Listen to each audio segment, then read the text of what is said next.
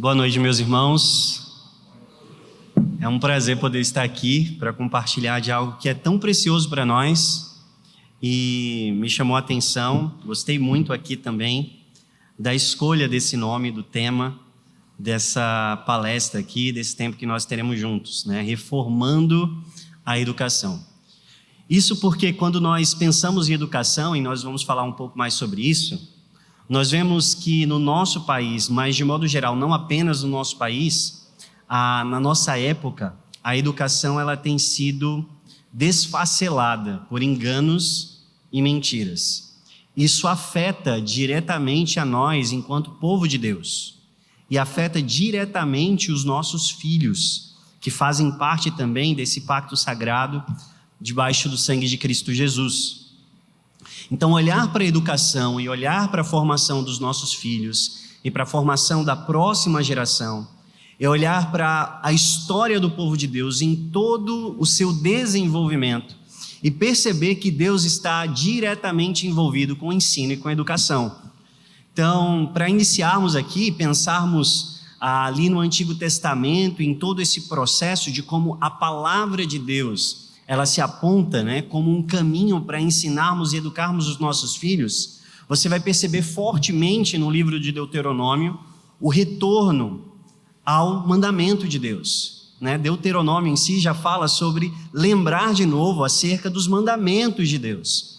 E esses mandamentos nos quais nós precisamos alicerçar as nossas vidas e alicerçar os nossos corações, eles são passados para os nossos filhos, deveriam ser passados para os nossos filhos, inculcado, né, como diz Deuteronômio 6, na mente e no coração dos nossos filhos. E isso é responsabilidade do pai, isso é responsabilidade dessa comunidade do pacto, estabelecida em Deus pelo sangue de Cristo Jesus.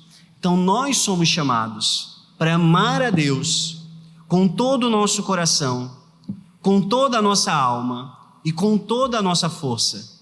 E a partir desse amor a Deus, passar essa lei aos nossos filhos. Quer sentados, quer andando pelo caminho, nós precisamos passar essa lei aos nossos filhos. Ter essa lei na nossa mão, na nossa testa, ser visível em nossas vidas, o reflexo da lei, da condução de Deus, para que os nossos filhos também amem ao Senhor e conheçam que existe um Deus que é soberano sobre todas as coisas.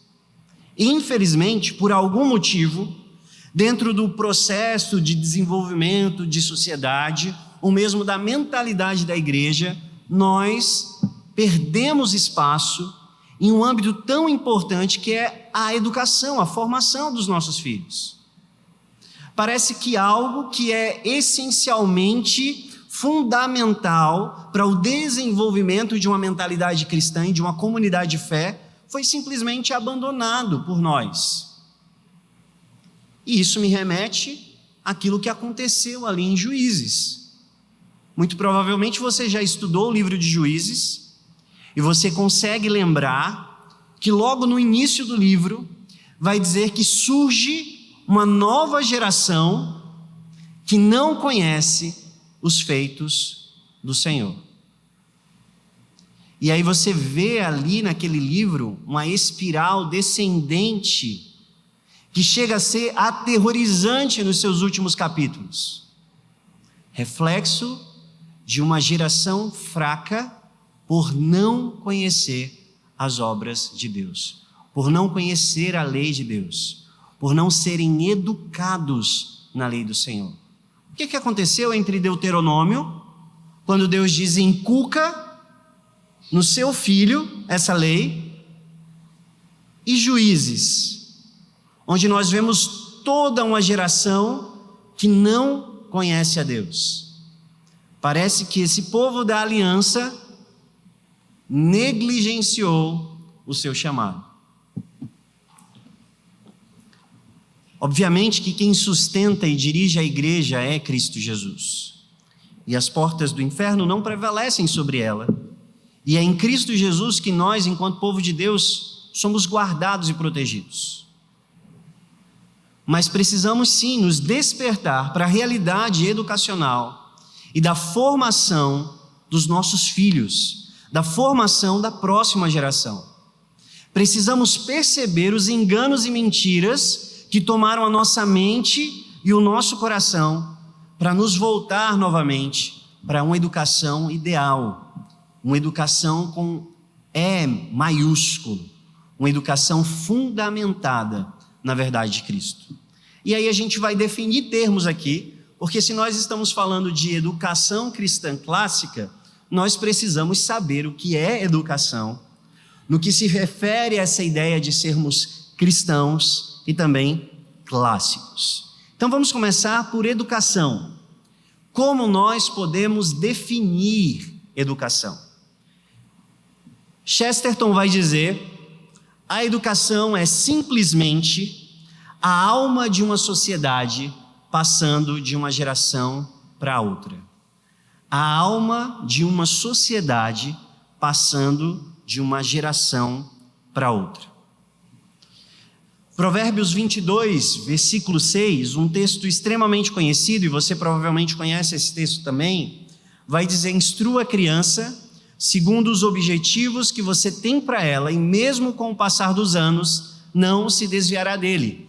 Eu coloquei aqui uma outra proposta de tradução diferente da RA, mas que nos ajuda a entender um pouco mais esse texto.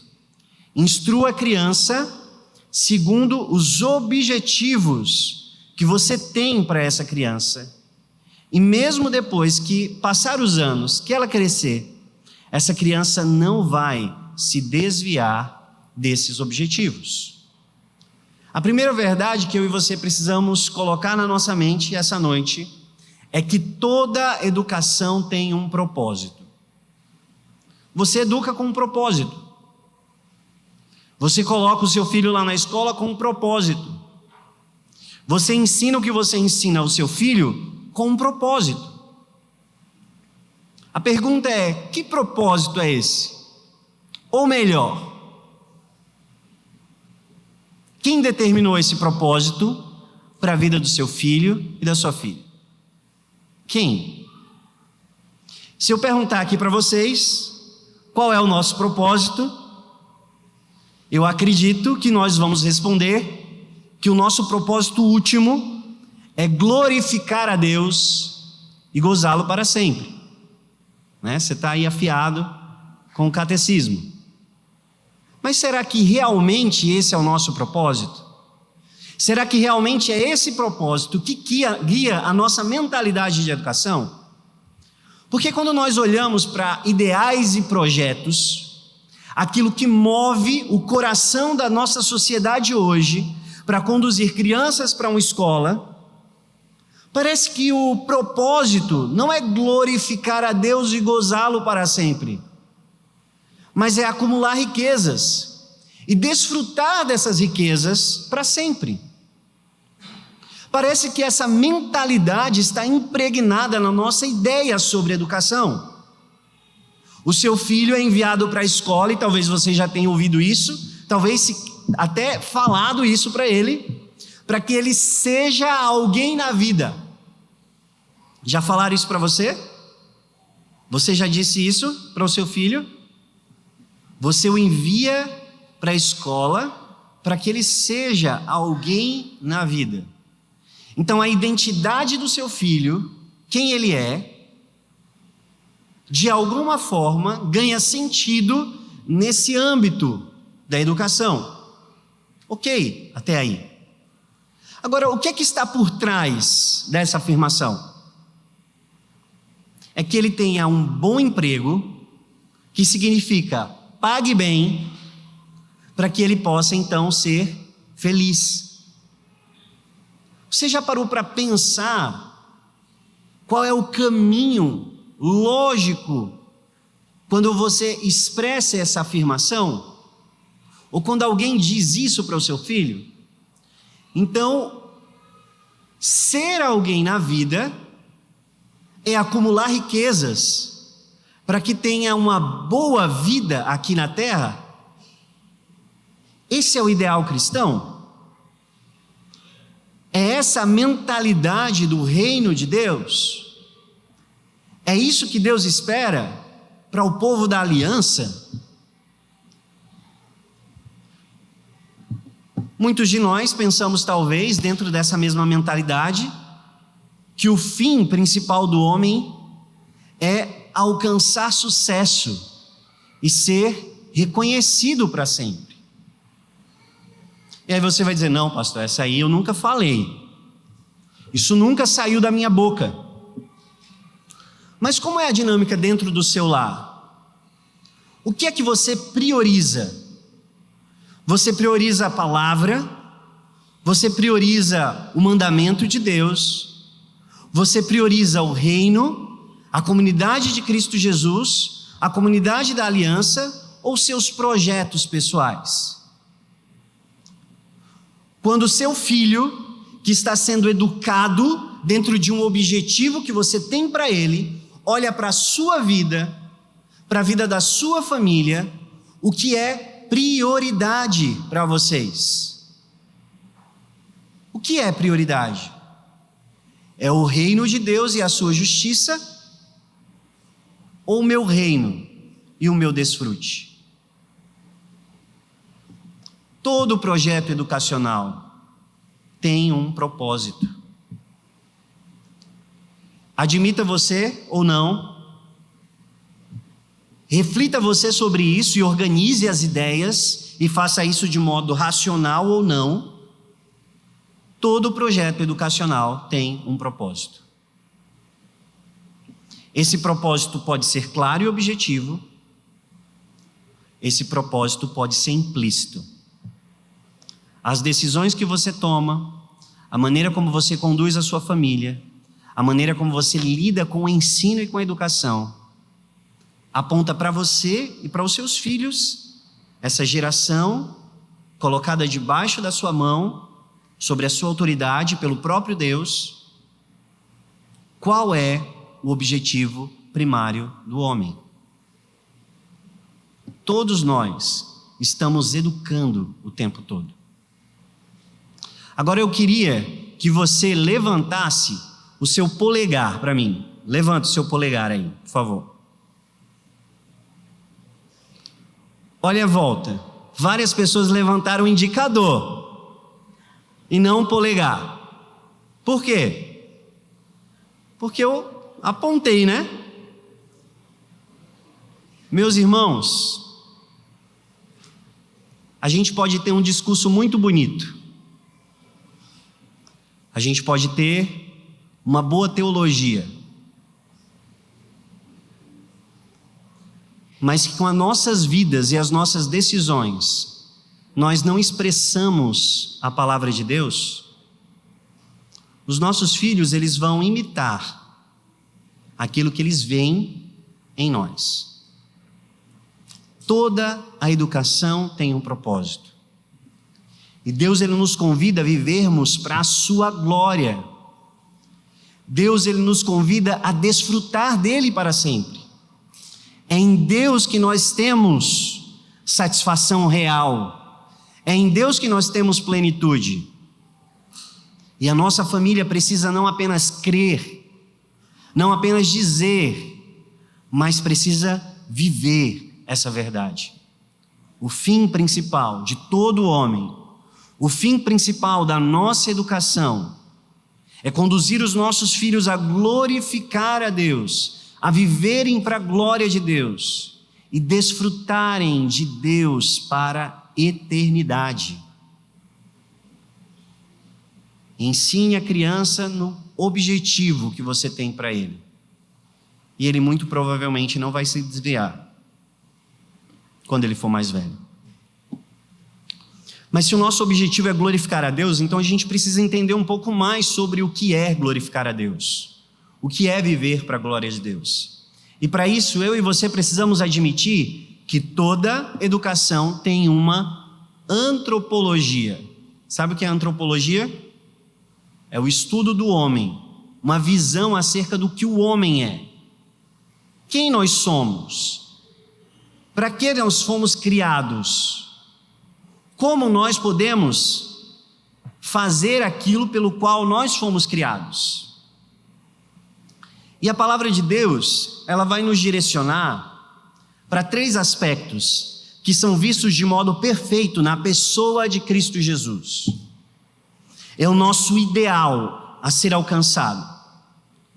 Nós somos chamados para ser reis criativos, nós somos chamados para sermos sacerdotes universais, e nós somos chamados para sermos profetas fiéis.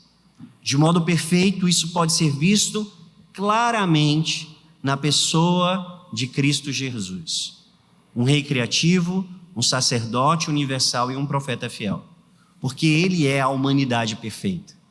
E é nele que nós podemos cumprir com o nosso propósito de glorificar a Deus e desfrutá-lo para sempre. Então vamos entender um pouco sobre o que é essa ideia de sermos reis criativos. Se você chega lá em Gênesis, capítulo 1, você vai ver que Deus ele está formando no seu povo, no povo da aliança ali presente, uma mentalidade acerca da verdade. Deus está trabalhando com aquele povo dentro de uma cosmovisão. O povo de Deus está ali, preso no Egito, por mais de 400 anos, ou vivendo ali no Egito por mais de 400 anos. Consequentemente, esse povo, ele começa a adquirir hábitos e uma mentalidade que nada tem a ver com a mentalidade bíblica, com a mentalidade de Deus, teocrática. Eles já estão bem distantes disso. Isso pode ser claramente visto, por exemplo, quando eles atravessam o Mar Vermelho, Moisés sobe a montanha para pegar os 10 mandamentos, o que é que eles constroem? Um ídolo. Eles estão com a mente e com o coração idólatra, carregados de idolatria. São 400 anos vivendo no meio de um povo, de uma nação politeísta, de uma nação que não reconhece o Deus Yahvé como Deus supremo, como autoridade sobre a sua vida. E a cosmologia egípcia, tem aí a imagem, ela entendia que todos os elementos da criação, eles eram divindades. Então você vai ver o Deus Nilo aí deitado, representando o rio Nilo. Você tem aí o Deus Ra em cima dele, com esse círculo vermelho, que é o sol. Uma outra divindade que representa o céu, e assim por diante. Cada uma dessas divindades são soberanas sobre um aspecto da natureza. Deus ele simplesmente chegou lá no Egito e libertou o seu povo? Não. Deus ele tinha um processo de transformação de mentalidade para aquele povo. Antes de libertar o povo, Deus ele provou que ele era o Deus sobre todas as coisas. E cada uma daquelas 10 pragas, elas atacam diretamente uma dessas divindades. E ele está dizendo: eu sou o Senhor sobre o rio, eu sou o Senhor sobre a criação, sobre os animais, eu sou o Senhor sobre o céu, eu sou o Senhor sobre o sol, eu sou o Senhor sobre a humanidade e não Faraó. Antes de libertar o seu povo, Deus estava dizendo que ele era soberano sobre todas as coisas. E uma vez liberto esse povo, Deus agora, por meio do seu servo Moisés, ele começa a revelar uma nova cosmologia, uma nova maneira de ver o cosmos, de ver o mundo. E ele diz: olha, toda a criação que você vê, toda a natureza que você vê, não são divindades, mas na verdade são criações minhas. Eu criei todas as coisas. Onde não existia nada, onde só existia caos, onde só existia vazio, eu organizei todas as coisas e eu preenchi esse mundo. Organizar e preencher. E então ele vai preenchendo a criação dele. Ele diz: haja luz, e a luz vem a existir. E agora ele diz que a luz será para o dia e as trevas para a noite. E ele chama essa luz de dia e essas trevas de noite. O mesmo ele faz com as águas. Haja separação entre a atmosfera e a água. Então ele chama essas águas de mares. E você vai ver essa expressão de organização e preenchimento em todo o capítulo 1 de Gênesis. Está dizendo para o seu povo que o mundo era caótico, sem forma e vazio.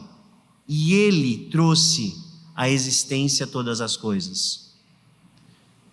Trazendo essas coisas à existência, dando significado para o mundo à nossa volta e atribuindo propósito. Tudo tem significado, valor e propósito. Deus está organizando o seu mundo.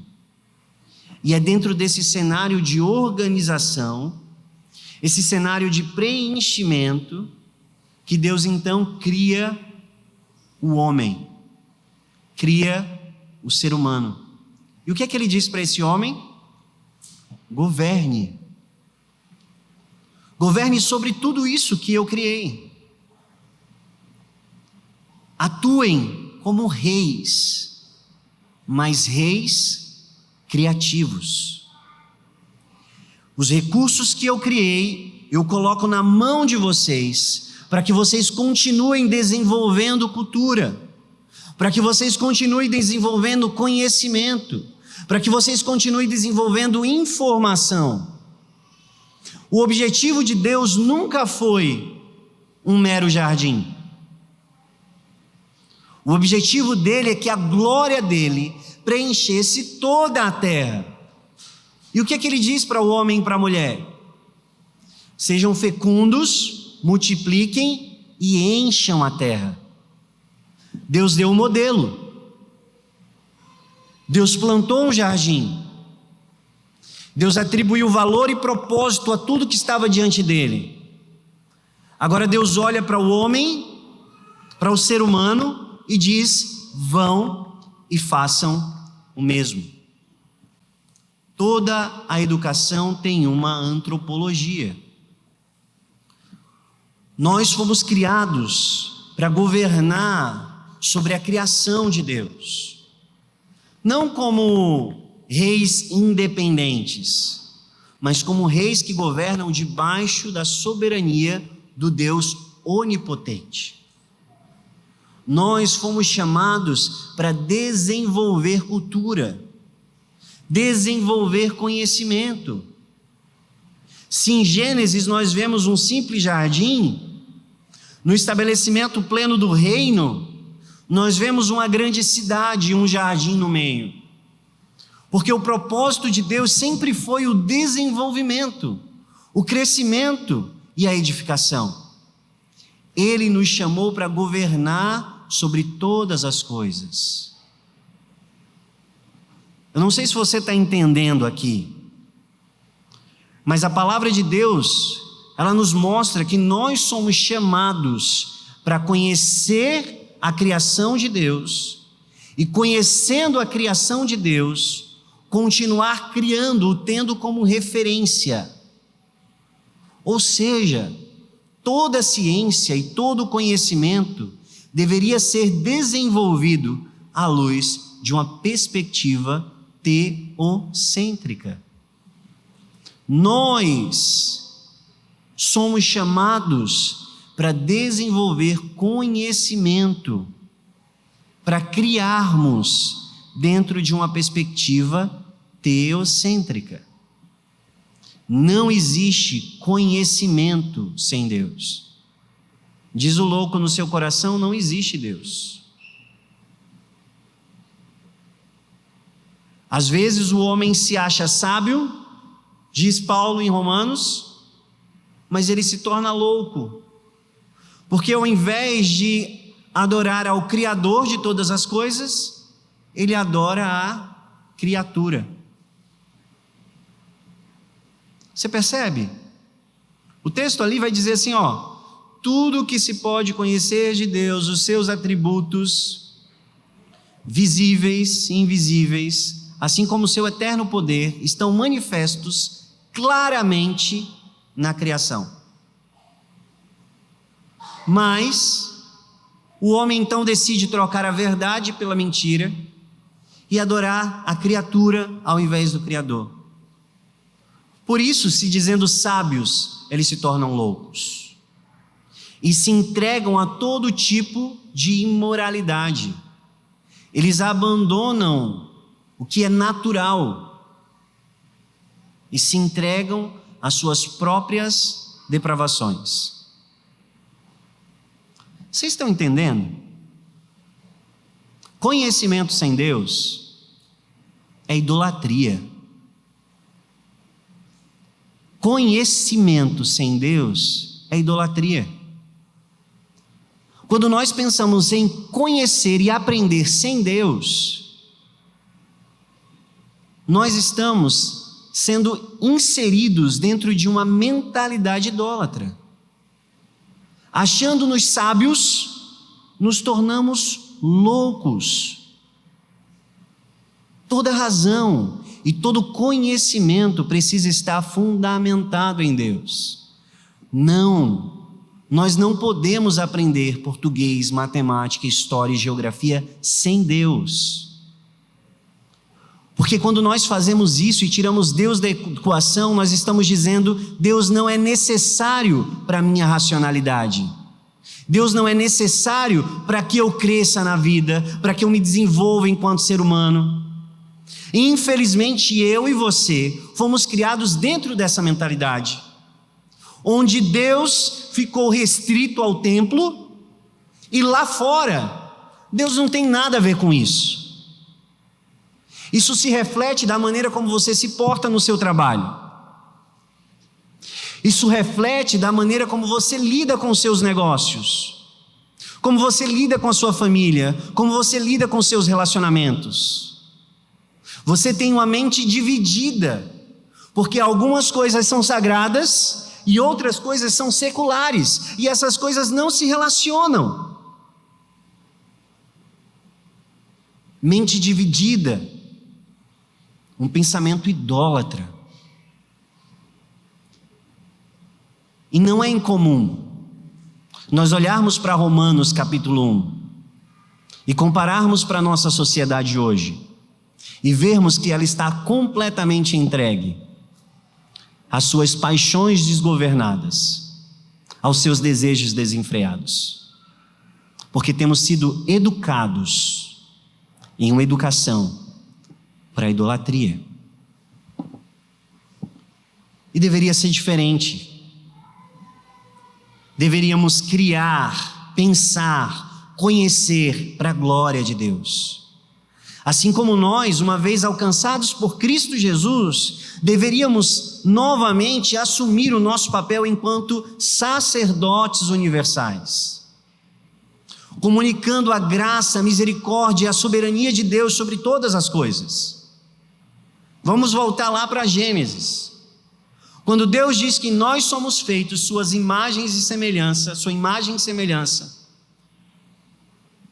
Ele está falando para um povo que está saindo lá do Egito. Então a mentalidade, a linguagem de Moisés remete a um aspecto cultural daquela época, certo? Você precisa entender o texto dentro do seu contexto imediato. Quando o pessoal leu aquele texto, o que é que trouxe à mente deles? Você já viu essas esfinges aí? O que ela significa? Elas são feitas à imagem e semelhança de Faraó. E onde elas estavam, representava que Faraó era senhor sobre aquele lugar. Faraó não era onipresente. Onde essas estátuas estavam, essas imagens estavam, representava que Faraó era soberano naquele lugar. Então, quando Deus olha para o homem e diz que nós somos feitos imagem e semelhança dele, ele está dizendo que quando nós estamos em um lugar, quando nós desenvolvemos cultura, quando nós exercemos o nosso trabalho, quando nós vivemos em nossas famílias e educamos os nossos filhos, nós deveríamos ser reflexo da soberania de Deus sobre as nossas vidas e sobre todas as esferas do conhecimento. Cristianismo não é só para essas 4 paredes. Cristianismo é para ser vivido em nossas vidas e em todas as áreas das nossas vidas. Você está exagerando.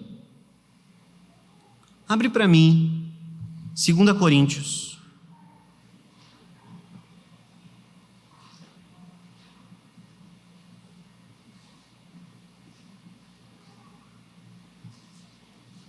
Capítulo 10.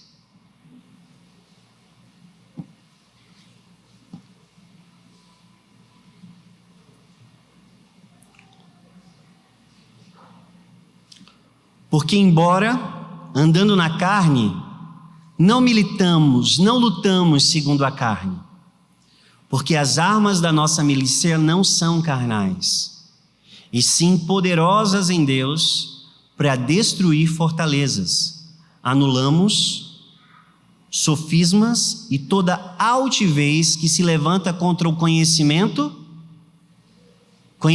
de Deus, e levando cativo todo pensamento à obediência de Cristo.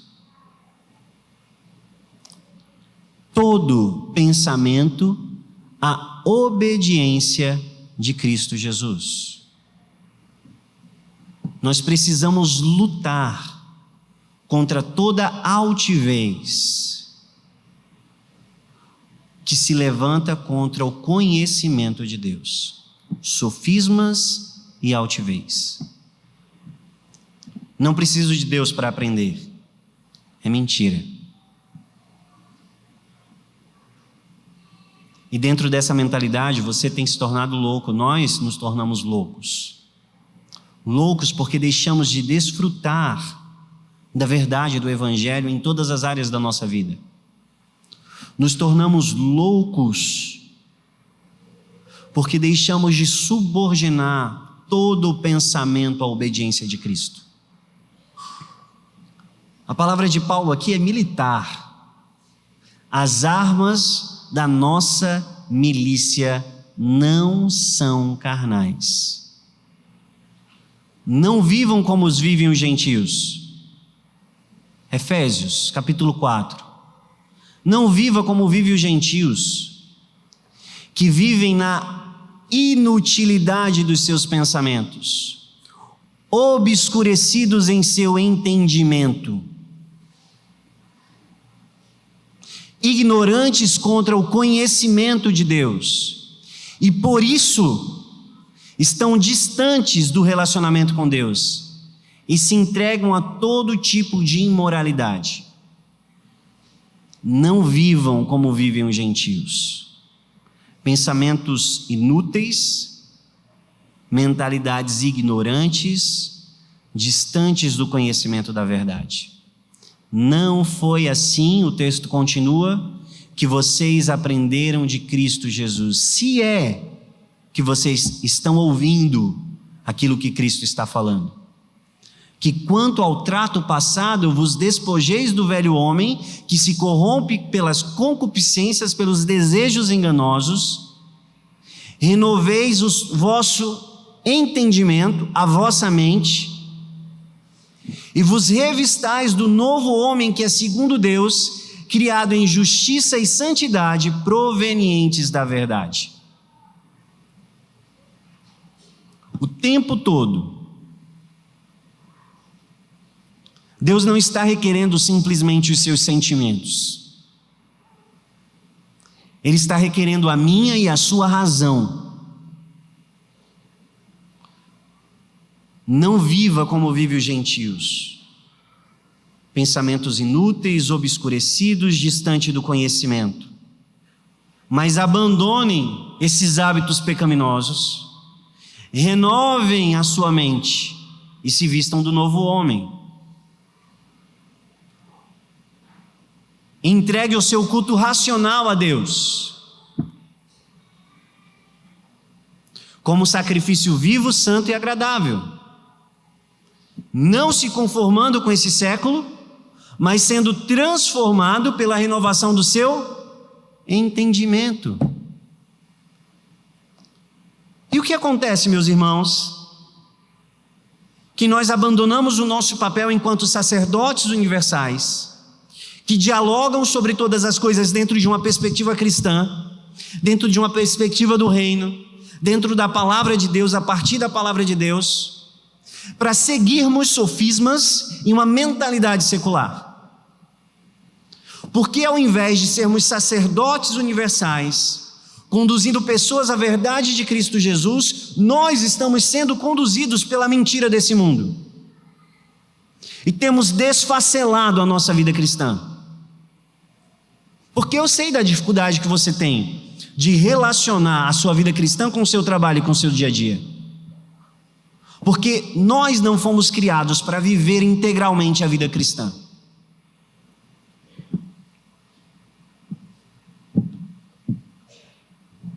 E diante dessas verdades, eu e você precisamos também entender que somos profetas fiéis. Enquanto mudamos o nosso pensamento, enquanto mudamos o nosso coração à luz da palavra de Deus e pela ação do Espírito Santo, nós podemos proclamar as verdades para os nossos filhos e para aqueles que estão à nossa volta. Deus traz todas as coisas à existência pelo poder da sua palavra. Qual é a primeira tarefa que Deus dá ao homem? Nomear os animais. Tem um ensino aí. Palavras são importantes. Não porque tem poder místico ou alguma coisa desse sentido. Mas palavras, elas são importantes porque elas atribuem significado e sentido ao mundo. Sem palavras você não consegue pensar. Sem palavras você não consegue desenvolver uma racionalidade. Você já tentou falar alguma outra língua? Já conversou com uma pessoa de um outro país? Você tenta formar a frase e lhe falta palavras? Nós atribuímos significado ao mundo à nossa volta por meio das palavras. Nós somos chamados para, com as nossas palavras, conduzir pessoas a conhecerem a verdade de Deus. Não é à toa que a mentalidade moderna, secular, anticristã, ela tem capturado as palavras e os vocabulários. O que você pensa quando você fala ou quando alguém apresenta para você um arco-íris? Eu espero que seja a aliança de Deus. O que vem à sua mente quando você vê uma bandeira vermelha? Que bom seria que fosse o sangue do Cordeiro. Algo aconteceu. E nós estamos deixando que as vãs filosofias, que o sofisma deste mundo atribua significado e destrua os significados que estão estabelecidos na verdade de Deus. E por isso eles tentam ressignificar o que é um homem, o que é uma mulher, o que é uma verdade. Por isso que eles tentam roubar os signos, os símbolos da nossa fé. Porque palavras e significado formam mentalidade. Você é educador? Você está lá na sua sala de aula? Você fez um curso de pedagogia? A sua linguagem, a sua maneira de pensar em educação, muito provavelmente foi formatada dentro de uma mentalidade progressista, secular e naturalista. Eu não posso dizer 100% porque eu seria taxativo aqui, mas é muito provavelmente a sua mentalidade de educação é formatada por uma mentalidade progressista, secular e naturalista. Não deveria ser assim. Nós, enquanto servos de Cristo Jesus, alcançados pela graça, deveríamos ser aqueles que falam contra esse mundo, como profetas fiéis. Toda educação tem um propósito, toda educação tem uma antropologia e toda educação tem uma metodologia. Nós vimos um pouco do que é educação. É a formação de outra pessoa com um objetivo. É passar a minha alma, a minha mentalidade para outra pessoa, para a próxima geração. Agora eu quero ver com vocês o que significa ser clássico. E aí a gente precisa vislumbrar um pouco de história aqui. Porque até então a gente vem falando de Gênesis, Deuteronômio, Antigo Testamento. E quando nós olhamos para o desenvolvimento da história do povo de Deus, nós vemos muito claramente essa coluna educacional, que é a cultura hebraica. A revelação de Deus se apresenta ali, apontando o caminho pelo qual o povo de Deus deveria educar os seus filhos, as crianças da aliança, certo? Em paralelo a isso, tem uma outra civilização que se desenvolve. Muito provavelmente teve contato ali com a cultura semita. É a nação grega. Um povo pagão. Sim, distante da verdade de Deus. Mas que em um determinado momento começa a ter contato com uma literatura de sapiências, literaturas de sabedoria. E eles abandonam os grandes mitos, lembra? Odisseia, Ilíada. E eles começam agora a falar em filosofia. Muito provavelmente por causa desse contato com os semitas, com o povo de Deus. Alguns dizem que tiveram contato com Isaías. Outros falam que tiveram contato com Jeremias. Os pitagóricos muito provavelmente viveram ali na época de Isaías.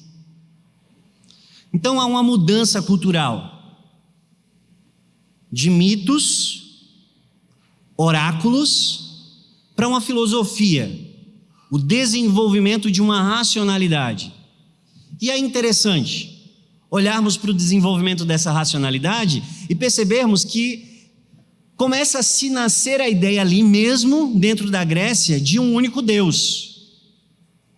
Se você já leu os escritos de Platão, você vai ver ali que pelo menos o personagem Sócrates acreditava que era necessário que tivesse uma divindade superior sobre todas as coisas, uma única divindade, que se estabelecesse na justiça, na verdade e na beleza.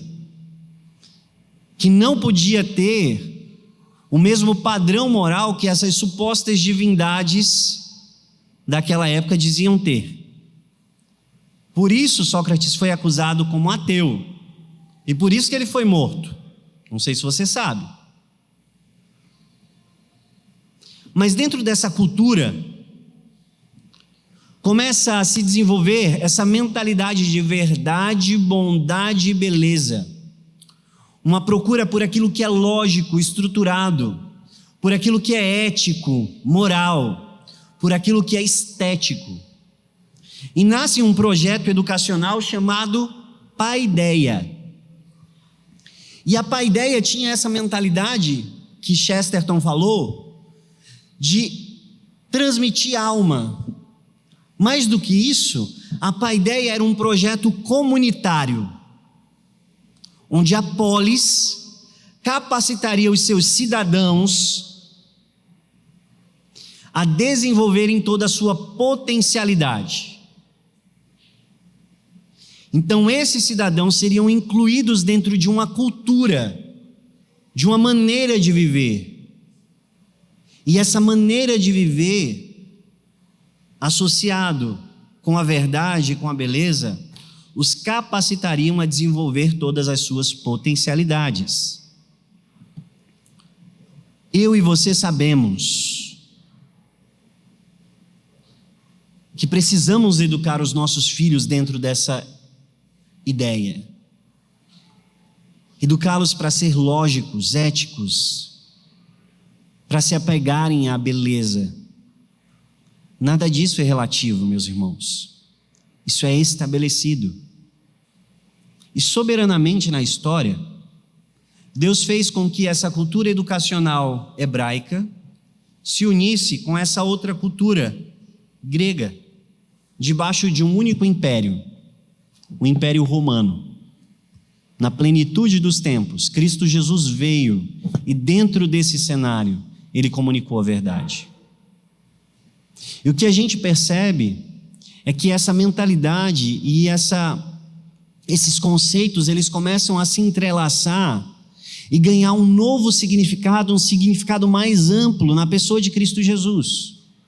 Talvez você ache que os pescadores ali eram extremamente ignorantes, os discípulos. Mas aí você abre o prólogo de João e ele começa a dialogar ali com o povo acerca de um filósofo chamado Filo de Alexandria, que estabelece uma comparação entre o Debar Yavé, que é a palavra de Deus, né? Debar do hebraico, do Antigo Testamento. Esse filósofo, Filo de Alexandria, judeu, helenizado, ele faz uma comparação entre a ideia do Debar Yavé, do Antigo Testamento, e o Logos, da cultura grega. Na ideia de um judeu, a palavra de Deus, essa potência que traz todas as coisas à existência. Na mentalidade do romano, o Logos, o princípio unificador de todas as coisas que faz com que tudo permaneça e se organize. E João ele vai dizer, olha, o Debar Yavé, a palavra de Deus, ela é pessoal, porque ela é o próprio Deus. E esse Logos não é simplesmente uma força que organiza todas as coisas, mas esse Logos é uma pessoa, é Cristo Jesus, o Filho do carpinteiro. E ele aproxima esse imaginário judaico e romano, que se completam na pessoa de Cristo Jesus, que se entende plenamente na pessoa de Cristo Jesus. Cristo Jesus é aquele que traz todas as coisas à existência. Cristo Jesus, e por Ele todas as coisas são sustentadas e estruturadas. E é por isso que é no temor do Senhor que nós encontramos o princípio de toda ciência. Infelizmente, os loucos desprezam a sabedoria e a instrução. Um outro exemplo claro, muito claro, dessa relação entre a visão hebraica e grega é o apóstolo Paulo, profundo conhecedor da cultura judaica, discípulo de Gamaliel, mas filho de pai romano, cidadão de Roma, conhecedor dos poetas, muito provavelmente seguiu esse modelo de educação. E essas duas mentalidades, elas se encontram e se compreendem de fato na pessoa de Cristo Jesus. Agostinho, ele vai trazer uma ilustração para nós muito interessante de quando o povo deixou o Egito. Não sei se você vai se recordar ali da história, da narrativa, quando Deus liberta o povo de Israel ali do Egito. Os egípcios, eles entregam ao povo de Israel todo o ouro que eles têm. E o texto vai dizer que eles fazem isso de livre e espontânea vontade, de bom grado. E Agostinho ele vai falar sobre essa ideia. Por que aquele povo entregou de bom grado todo o ouro que eles possuíam para os judeus? Além, obviamente, de Deus ser soberano sobre tudo isso. Mas nós precisamos reconhecer e olhar para a história e entender que o Egito, ele só existia naquele dado momento porque soberanamente Deus conduziu José para lá. Toda a riqueza que o Egito construiu, tudo aquilo que ele se tornou em cima daquilo que Deus o entregou. Portanto, tudo que eles possuíam não era deles, mas era do povo de Deus. E Agostinho vai dizer: meus irmãos, então, didática. Alguns já fizeram essa matéria aí, já viram lá na pós-graduação de educação clássica. Meus irmãos, todo conhecimento, toda ciência e toda verdade pertence a nós por direito. Nós precisamos retomar toda essa mentalidade e subordiná-la à obediência de Cristo Jesus. Nós precisamos colocar todo o conhecimento e todo o ensino debaixo do referencial que é Cristo Jesus. Toda a educação tem um referencial. E o referencial da nossa educação é Cristo. E é daí onde vem o cristão. Uma educação cristã clássica. Efésios capítulo 6 vai dizer: pais, não irritem os seus filhos, ao contrário, os eduquem, os criem segundo a disciplina e admoestação do Senhor. Duas palavras importantes aí: paideia e noutesia. Paulo utiliza a palavra paideia aqui, uma educação comunitária. Eduquem, criem os seus filhos na paideia e na noutesia, na admoestação e na disciplina. Mas é na paideia romana? É na paideia grega? Não. Paulo ele reivindica isso a Cristo Jesus, a paideia do Senhor. Aí você pode me perguntar: nossa, mas do nada Paulo começa a falar sobre educação no capítulo 6. Que aleatório, né?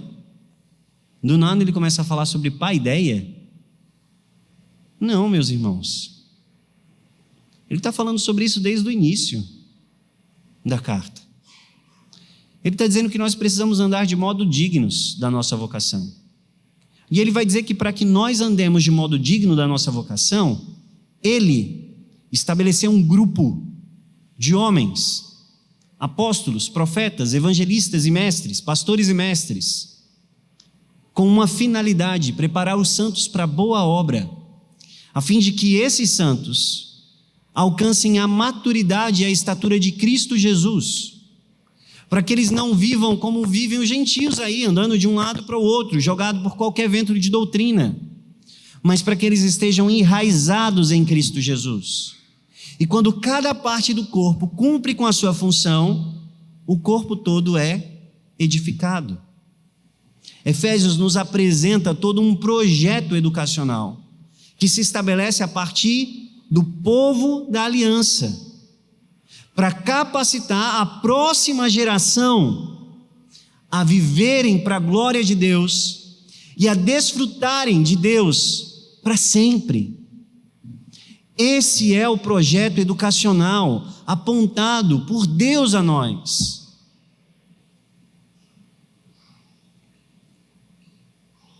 Uma paideia do Senhor.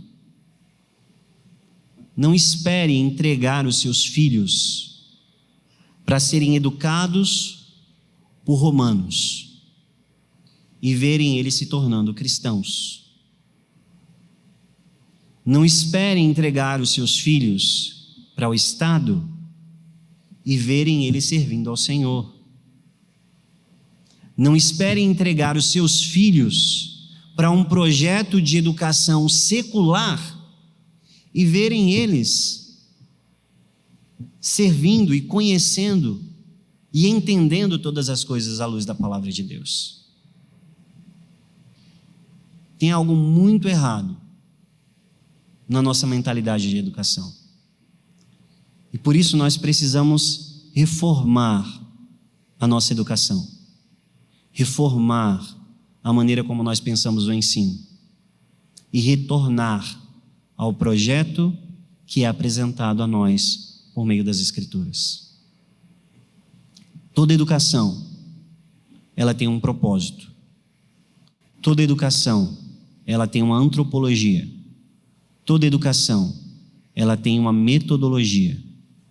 Toda educação tem um referencial. Então vamos definir educação cristã clássica. Educação cristã clássica são os ideais da comunidade do pacto sendo repassados para a próxima geração. Eu não estou falando aqui sobre modelo. Se você vai fazer educação domiciliar, se você vai abrir uma escola cristã clássica. Não estou falando sobre modelo. Eu estou falando que é sua responsabilidade, nossa responsabilidade como pais, educar a mente e o coração dos nossos filhos, amarem a Deus em todas as áreas de suas vidas. É a minha e a sua obrigação como pai conduzir os nossos filhos a compreenderem toda a verdade e a subordinarem todo pensamento à obediência de Cristo Jesus. Deus, ele não vai jogar a culpa na professora lá da escola que você matriculou o seu filho. Ele não vai cobrar do professor universitário que fez a mente do seu filho. Ele vai cobrar de mim e de você, porque essa é a nossa responsabilidade. Portanto, pais, não irritem os seus filhos. Não empurrem os seus filhos à ira. Ao contrário, criem-os segundo a paideia e a noutesia do Senhor. Uma educação cristã clássica são os ideais da comunidade do pacto sendo repassado para a próxima geração. Obrigado, meus irmãos. Deus abençoe vocês.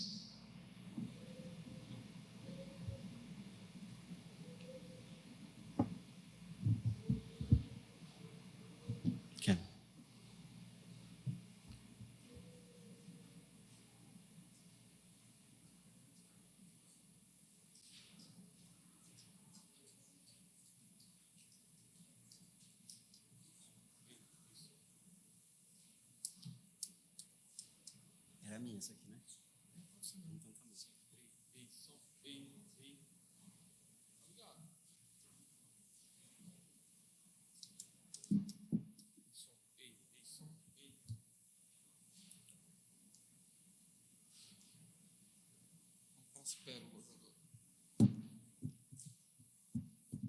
Se vocês não entenderam nada que eu falei, é a hora de perguntar, né?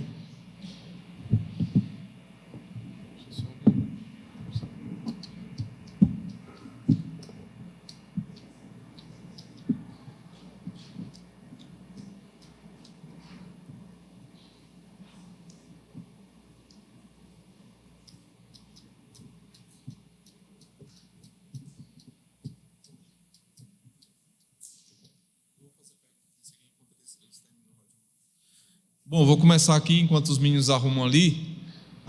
Pastor Lucas, então nós somos uma família, eu sou uma família comum e eu quero começar esse trabalho de instruir o meu filho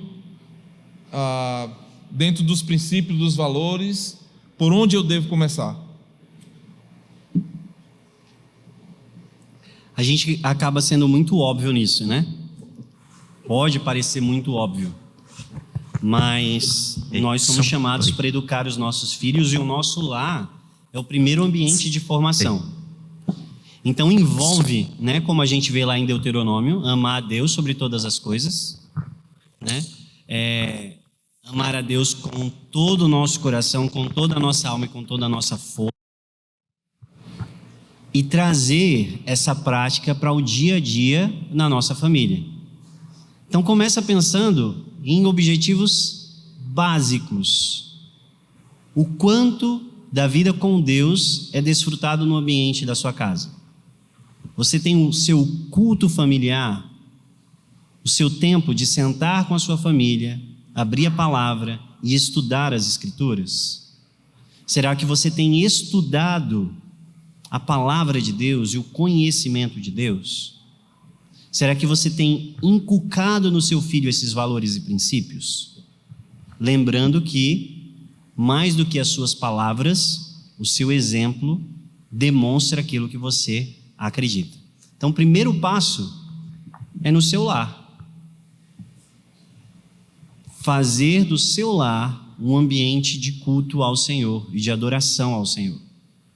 Como está a sua vida devocional com a família e a sua condução. E ali, né, nesse ambiente familiar, não é à toa que Paulo fala: pais, eduquem os seus filhos, e ele não usa um termo genérico ali, ele está falando de pater, é pai, homem, pais, vocês são os pastores do seu lar.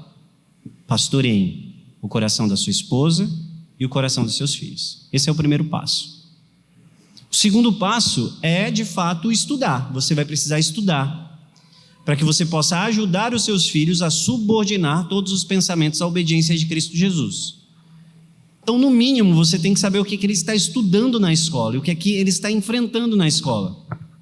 E aí, se ele está em uma escola secular, onde o ensino o afasta dessa mentalidade de que todo pensamento pertence a Deus, então é bom que diariamente você sente-se com seu filho e saiba aquilo que ele aprendeu, porque você vai ter que desconstruir mentiras para colocar as verdades. Agora tem um problema aí. Se você não busca o conhecimento de Deus e não se aplica no estudo da palavra de Deus, você também se torna incapaz de cumprir a sua missão como pai. Então traga o culto familiar para a sua dinâmica, estude a palavra de Deus e converse com seus filhos sobre o que eles estão estudando, para que eles possam conduzir todo o pensamento a Cristo Jesus. Respondi? Ok. Tem várias perguntas aqui sobre homeschooling. Olha aí. O que você tem a dizer sobre o homeschooling? Basicamente, as perguntas giram em torno dessa mesma ideia. O que é homeschool? O que é e a partir daí...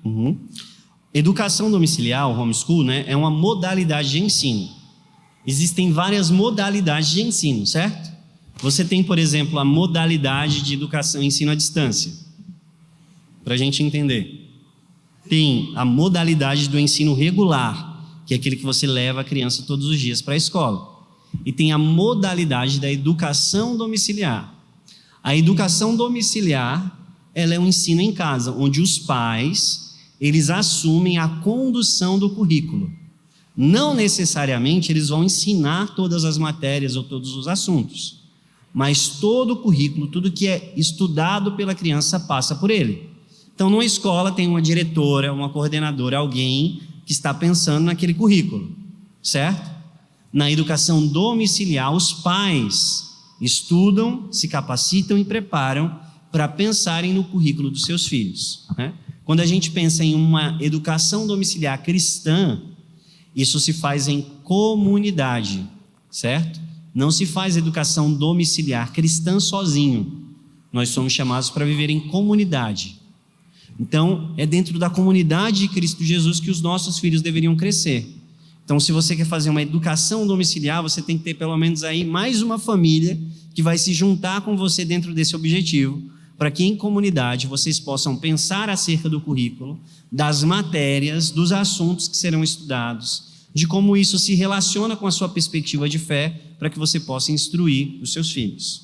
Então, isso é uma modalidade de ensino. Não existe uma modalidade mais santa ou menos santa. Existe a nossa responsabilidade como pais.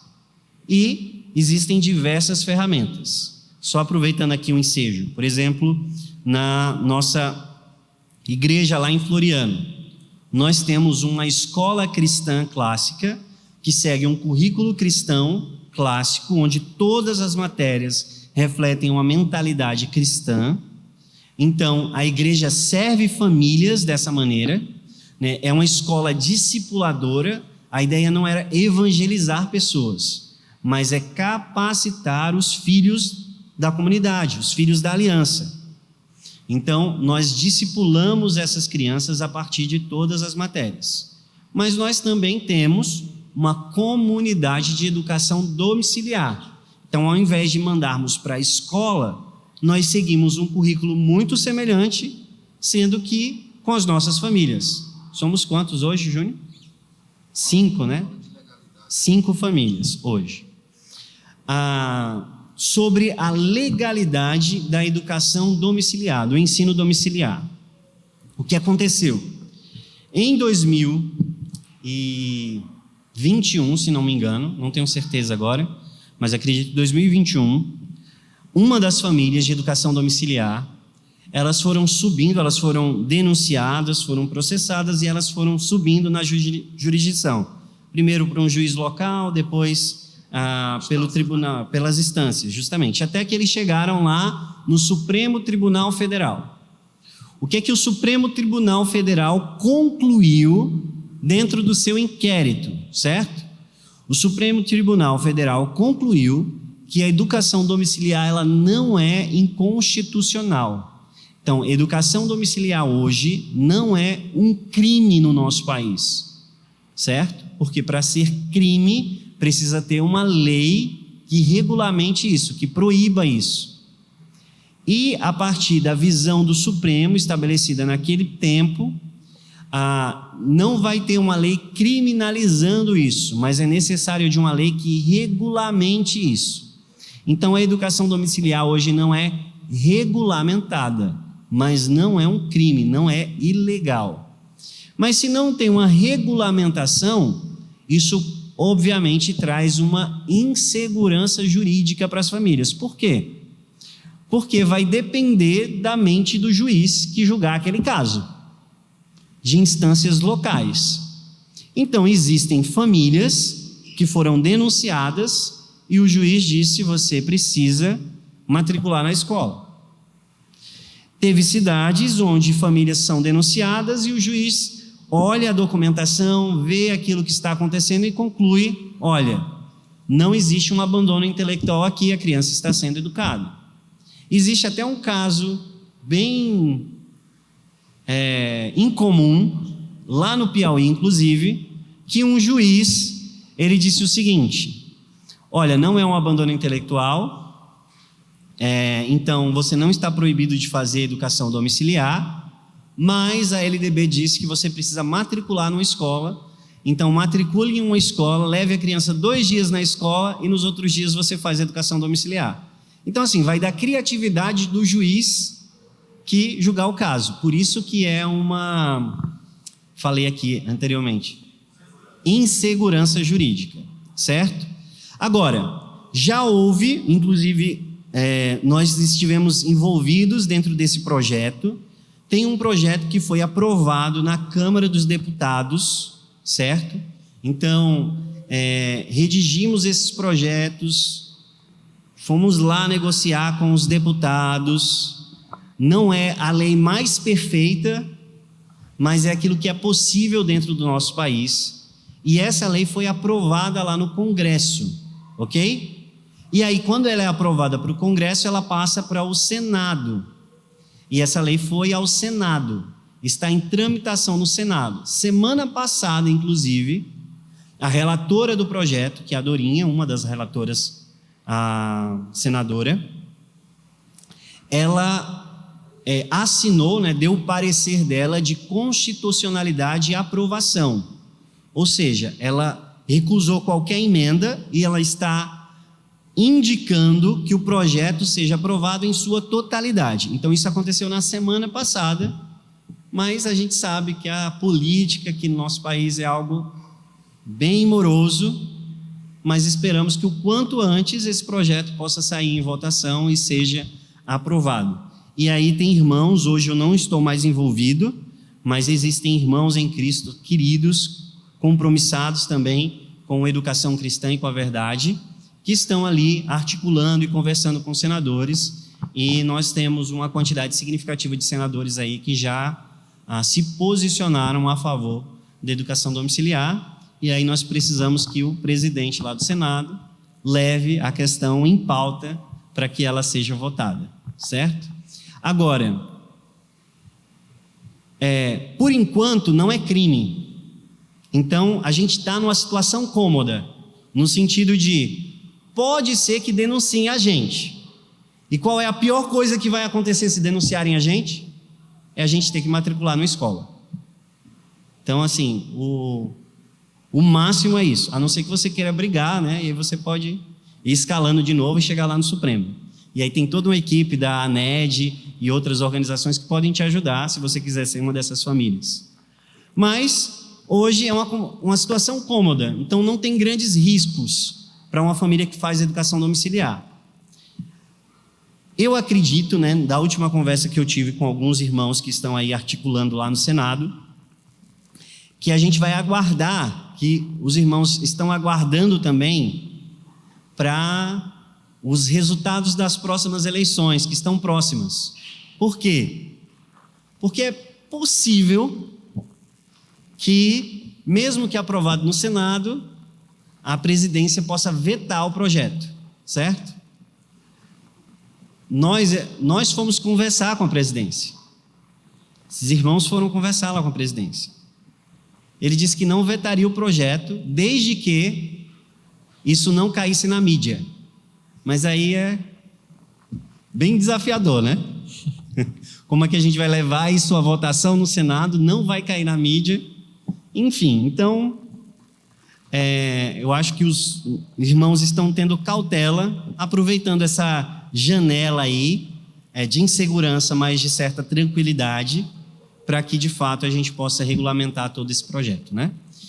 Houveram iniciativas de tentar regulamentar isso localmente. Alguns estados, por exemplo, Brasília, ele regulamentou a educação domiciliar, o Rio Grande do Sul regulamentou a educação domiciliar, algumas cidades específicas, Vitória regulamentou, Recife regulamentou, só que o Supremo também disse que isso era uma prerrogativa federal. Então, toda a regulamentação local que aconteceu, ela foi anulada, certo? Então, de novo, estamos aí nesse limbo jurídico, dependendo do juiz. Então, vai dar sorte do juiz que você pega, mas o maior risco que pode acontecer é você ter que matricular o seu filho na escola. Hoje eu faço educação domiciliar, por exemplo. Então, se por acaso me denunciarem e eu for obrigado a matricular minha filha na escola, eu matriculo ela na escola da igreja. Então, para mim, está bem tranquilo. Então, abra uma escola, abra uma comunidade domiciliar e aí as coisas ficam bem tranquilas para vocês também. Ok, acho que foram várias perguntas nesse sentido, né, em relação à legalidade. Acredito que tenha ficado... Pode tirar o médio aí, Negão. Acho que tenha ficado bem claro para nós acerca disso.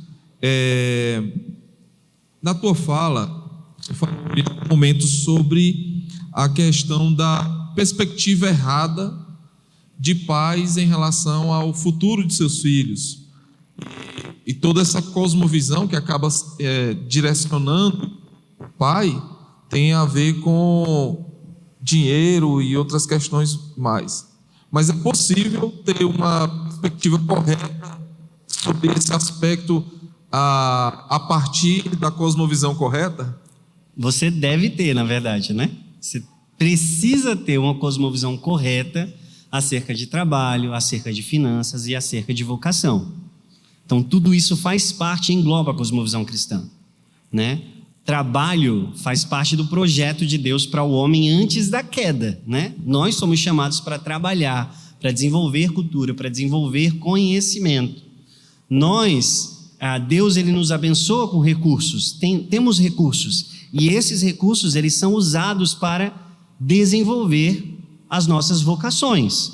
Então, tudo isso está entrelaçado, obviamente, dentro de uma perspectiva cristã. O problema, infelizmente, é que a gente tem repartições na nossa maneira de pensar, né? Isso é secular, isso é demoníaco, porque tem nos dado uma mente dividida sobre as questões. O seu estudo tem a ver com a sua vida cristã. É difícil. Pensa matemática aí. Se olha a matemática, você vai dizer que a matemática não é de Deus. Porque, né? Você já pensou isso? Mas a matemática é expressão. Lembra de Romanos, capítulo 1? Todos os atributos visíveis e invisíveis podem ser vistos claramente na criação, nas ciências, no conhecimento. A matemática, ela toca o infinito. Qual é o último número? Ela toca a eternidade. A matemática é imutável. 2 mais 2 é 4 hoje? E daqui a 200 anos, 2 mais 2 vai continuar sendo 4? Ela toca o imutável. A matemática é ética. Ou você acerta, ou você erra. E ela pune quando você erra. Você já sentiu isso na escola, né? Então eu tenho uma ciência que toca a eternidade, toca a imutabilidade e toca a moralidade ética. Ela só pode ser criada por um ser que é eterno, imutável e moral. Quem que é esse ser soberano sobre todas as coisas, que criou a matemática? É o nosso Deus. Então, como essa matemática reflete a glória de Deus e como é que ela tem que ser pensada em todos os seus aspectos? O mundo é estruturado por meio da linguagem, né? Deus traz todas as coisas por meio da linguagem, significado, por isso que a linguagem é importante. E o mundo ele é ordenado. Então, se a gente pensa nos dois pilares da formação intelectual e das ciências, perpassa pela linguagem e pelos números, pela matemática, pelo português, palavra e ordem.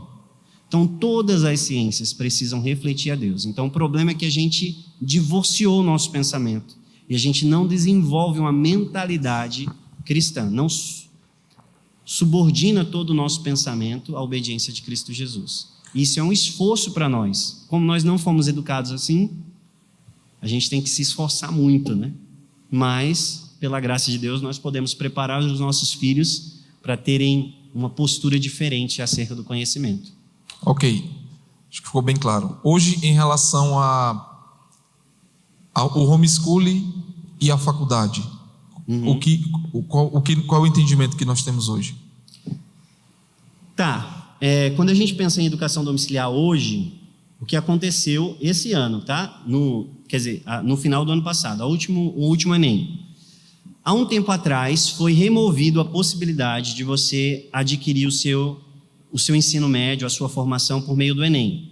E aí você tinha que fazer o Enseja. Então, as crianças que faziam educação domiciliar, quando elas concluíam o Fundamental 2, ela fazia uma prova do Enseja, e quando ela concluía o ensino médio, ela fazia outra prova do Enseja, e com essa prova do Enseja, elas podiam prestar o Enem, ou vestibular, ou seja lá como for. Hoje, desde o ano passado, na verdade, isso já voltou novamente a valer a nota do Enem. Então, se você faz educação domiciliar, você faz a prova do Enem, e aí lá, quando você vai fazer a sua inscrição, você pode botar a opção de que você estudou em casa, né? Não vai ter lá homeschool, vai ter estudo em casa, você marca lá a opção na sua inscrição, e aí você faz o Enem, e aí, tirando a nota do Enem, você ganha a sua certificação do Ensino Fundamental 2, Ensino Médio Completo, e pode também cursar qualquer faculdade. Então, era assim antigamente, aí caiu, foi para o Enseja, e agora voltou de novo para o Enem. Então, se torna até um pouco mais fácil, né? Aí você tem que ter um bom currículo, acompanhar bem os seus filhos, para que ele consiga passar na prova. Mas se você faz educação cristã clássica, ele consegue. Ligado a isso, deixa eu só reformular aqui, para ficar mais claro, a visão a partir dessa cosmovisão para a vocação. Como é? A partir da visão clássica, Qual é o entendimento para vocação? Vocação? Isso, Então, cada um de nós somos vocacionados dentro de uma área, de um aspecto das nossas vidas, né? Eu acho que assim, todos nós somos chamados, temos uma vocação, um chamado para a santidade, nós somos chamados para a subordinação do nosso pensamento a Cristo Jesus, somos chamados para viver em comunidade, certo? Então, isso são os chamados mais gerais, né? E nós estamos dentro dessa perspectiva. Agora, nós temos um chamado especial, um ministério, um propósito específico. E aí, pela graça de Deus, Ele nos dá liberdade para tomar essa decisão. Então, nós precisamos decidir dentro das habilidades que Deus nos deu, dentro das paixões que nós temos, dentro dos recursos que nós temos, qual área nós vamos servir. Porque seja qual for a área que você escolher, essa área será a sua vocação para o reino de Deus. Então essa é a mentalidade cristã. E aí você vai escolher essa área, você vai estudar e pela graça de Deus ser o melhor nessa área, como um rei sábio, como um sacerdote universal e como um profeta fiel, cumprir o seu ministério dentro daquele aspecto, seja como médico, seja como engenheiro, seja como pastor, seja como professor. Precisamos de professores vocacionados e chamados, mas você tem essa liberdade. E Deus, obviamente, soberanamente vai conduzindo todas essas decisões, abrindo portas e fechando portas, né? Agora, se você não tem, por exemplo, habilidades para cantar, então escolhe outra coisa, não escolhe cantor, né? Então você olha os recursos que você tem, as habilidades que você tem, você olha as oportunidades que estão diante de você e você toma uma decisão, desde que essa decisão e essa escolha não fira nenhum princípio cristão. Deus te dá essa liberdade para escolher qual é o caminho da sua vocação, desde que você entenda que independentemente do trabalho que você vá cumprir, isso é uma vocação para o Senhor, para o reino, e você precisa exercer o seu papel como rei, sábio, como profeta fiel e como sacerdote universal, refletindo a vida de Cristo Jesus. Ok, deixa essa aqui por último, para fazer uma deixa para você. Quando começar o homeschooling, como pais se preparam, que materiais nós temos? Aí fica difícil para mim, né? Você vai começar o homeschooling, ou você se inscreve no CC, Classical, brincadeira. Mas assim, é extremamente importante que você entenda qual é o desenvolvimento de um currículo, certo? Porque o nosso objetivo, certo? Eu espero que o nosso objetivo seja esse, não é simplesmente passar um conteúdo teológico, envolve isso, certo? Mas Deus, Ele nos chama para viver em comunidade, para servir a nossa comunidade. Então Ele nos chama para subordinar todo o pensamento a Cristo Jesus. Então você precisa pensar, tem na sua mente um currículo estruturado que vai capacitar o seu filho a cumprir com excelência a sua vocação. Porque não adianta a gente jogar lá para a batalha no mundo, na guerra, né, para o cumprimento do chamado, para a vocação dos nossos filhos, se eles têm uma capacitação fraca. Por isso que eu acredito piamente que uma educação cristã, ela precisa ser fortemente acadêmica, porque nós estamos preparando soldados que vão ter que lidar com filosofias enganosas e sofismas lá fora. Então pense currículo, estude sobre currículo. Hoje, infelizmente, isso é muito difícil dentro dos nossos cursos de pedagogia, que eles são extremamente progressistas, seculares, né? Mas existem algumas poucas universidades cristãs hoje que oferecem alguns cursos de pedagogia. Se você tem a oportunidade, faça, certo? Para que você possa entender como desenvolver um currículo, o que é que o seu filho precisa aprender para que ele consiga adquirir todas as habilidades e conhecimentos para desempenhar bem a sua vocação. Esse é o caminho mais difícil. Um caminho mais simples é você pegar um currículo confiável que já está pronto, certo? E aí nós temos várias opções hoje no Brasil. Duas que eu vou falar para vocês, são as duas com as quais eu trabalho, que é o Classical Conversations, que tem já toda uma estrutura de comunidade, né, e uma estrutura internacional, então te insere dentro de uma comunidade maior, tem uma visão cristã sólida. O Classical Conversations, ele foi desenvolvido dentro, né, dentro do nosso contexto aqui, foi desenvolvido dentro de uma teologia reformada. Então, eu creio que é um currículo saudável e sólido para a formação dos nossos filhos. Existe uma outra opção, só que ele é mais disruptivo, vamos dizer assim, porque ele é pensado para a educação domiciliar. Então, ele vai trabalhar ciclos, vai trabalhar comunidade, vai trabalhar um pouco diferente daquilo que a gente está acostumado na escola. E existe um caminho mais escolar, mais parecido com a escola, que é o currículo da Classical Education, que é da editora Classical Press, certo? E aí tem tutorias, tem alguém que vai acompanhar você, e aí tem lá um livro para cada matéria, tem planos de aula para você seguir, tem avaliações para você fazer com seu filho, e aí é um modelo mais conhecido por nós, né? Porque segue um pouco do modelo escolar, e que você pode aplicar na sua casa ali com todas as orientações e com suporte pedagógico. Então, currículos completos, eu conheço esses dois, hoje no Brasil. E aí você conhece, talvez, aí alguns currículos avulsos. Eu não vou lembrar o nome de todo mundo, porque eu sou muito ruim de nome.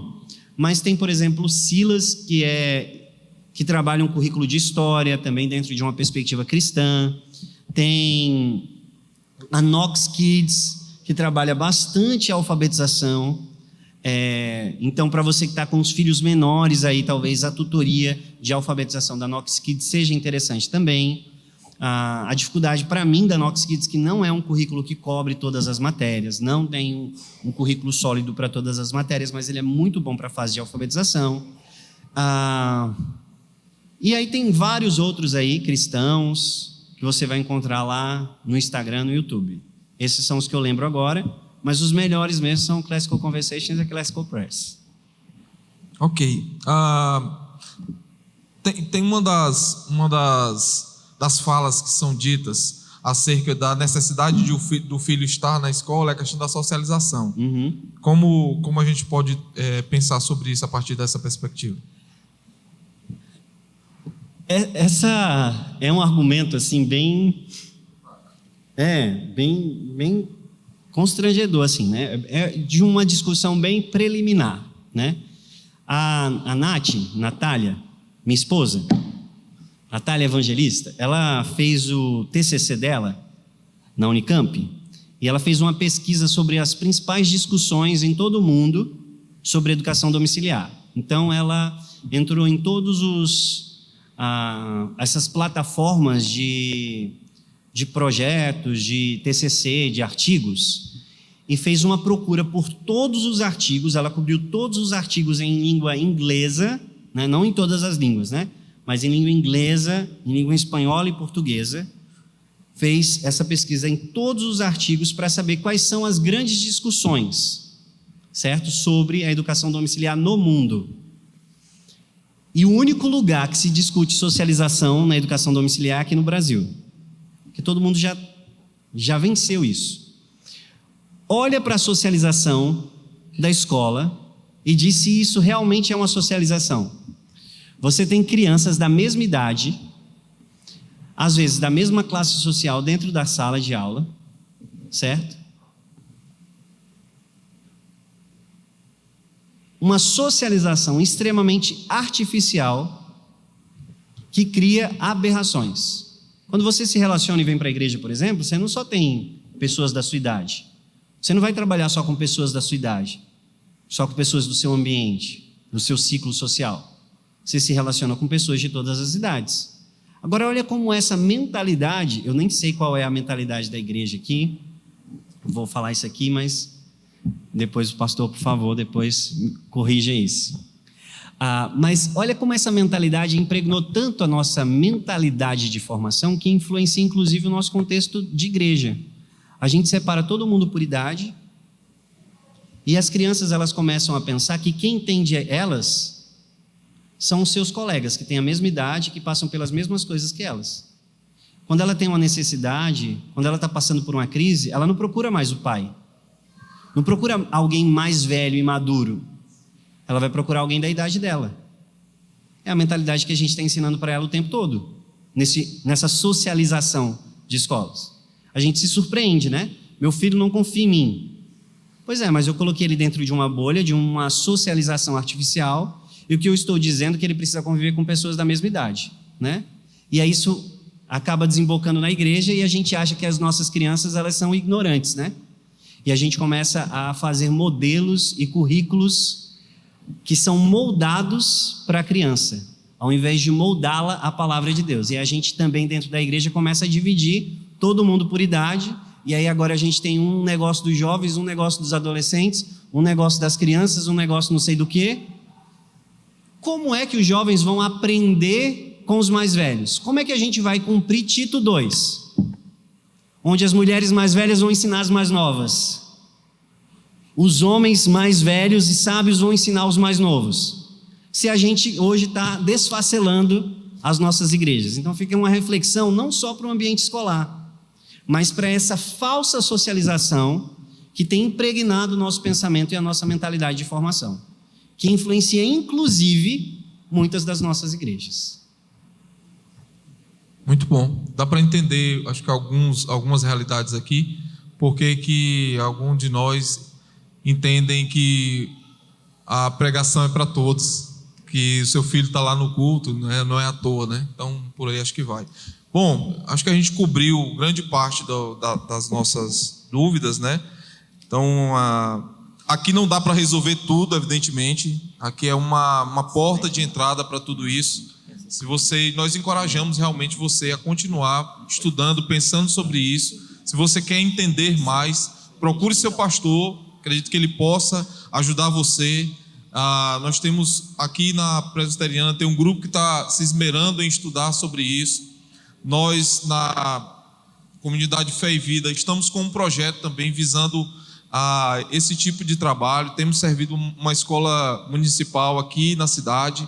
A Igreja Cristã Evangélica tem um trabalho bem parecido, servindo uma escola municipal. Irmãos, nós somos chamados para sair das quatro paredes, né? Levar essa informação para mais pessoas. Então, obrigado, pastor Lucas. Acredito que foi um tempo muito abençoador e esperamos ter mais oportunidades como essa para a gente aprender um pouco mais. Pastor Rael. Irmãos, vamos orar, né? Agradecendo a Deus por esse momento de instrução. E é importante, irmãos, talvez vocês estejam tendo um primeiro contato e questionando-se, né? Baseado no que foi apresentado de cosmovisão, de viver a vida cristã de modo integral. E você deve ter se perguntado sobre como é que a gente vai moldar toda essa estrutura que existe, não é? Nós não precisamos resolver todos os problemas de uma vez só, tá? Talvez você esteja como Lutero, num conflito no seu coração no que diz respeito à fé e tendo toda uma tradição, uma estrutura e se sentindo isolado. Mas o fato de nós termos muitos empecilhos não deve nos impedir de lutar pela verdade. Nós precisamos adequar a nossa vida cristã a esta verdade que nos foi exposta e nos é exposta com clareza nas Sagradas Escrituras. Não podemos separar a vida cristã, o mundo secular e aquilo que é cristão. Eu sou formado em matemática, curiosamente, e quando você entra na faculdade, os professores eles ensinam isso categoricamente. Uma coisa é fé, outra coisa é ciência. Isso é um absurdo, irmãos. A ciência não existe à parte da revelação da fé de Deus. Não existe lógica se não existe um Deus racional. Não existe ordem se não existe um Deus que age com ordem. Então nós precisamos, mesmo dentro das nossas possibilidades, irmos caminhando, dando os primeiros passos, seguindo aquilo que está ao nosso alcance. Se é uma educação domiciliar, que seja uma educação domiciliar. Nós temos orado já há 2 anos, pedindo a Deus que nos dê a oportunidade de termos uma escola cristã em nossa cidade. Temos irmãos já se preparando para isso e nós temos confiado que Deus já tem respondido às nossas orações e certamente no tempo oportuno Ele vai nos permitir esta graça. Então, pedir aos irmãos que se colocam de pé, nós vamos agradecer a Deus por esse momento tão enriquecedor, pela vida do pastor Lucas, que esteve trazendo esta apresentação tão historicamente rica, né, e biblicamente fiel da verdade das Escrituras, e pedindo a Deus que também nos abençoe os filhos da aliança, as nossas crianças, os preserve e guarde a sua fé, e que nós como pais, e eu queria enfatizar isso que o pastor mencionou, pais, pater, homens. Eu sei que a própria igreja acolhe e concebe a educação como sendo especialmente feminina. As classes você não encontra homens, mas a educação é uma responsabilidade dos pais, homens. Nós temos um dever para com as nossas famílias e nós temos sido negligentes e não podemos permitir que isso continue acontecendo, tá?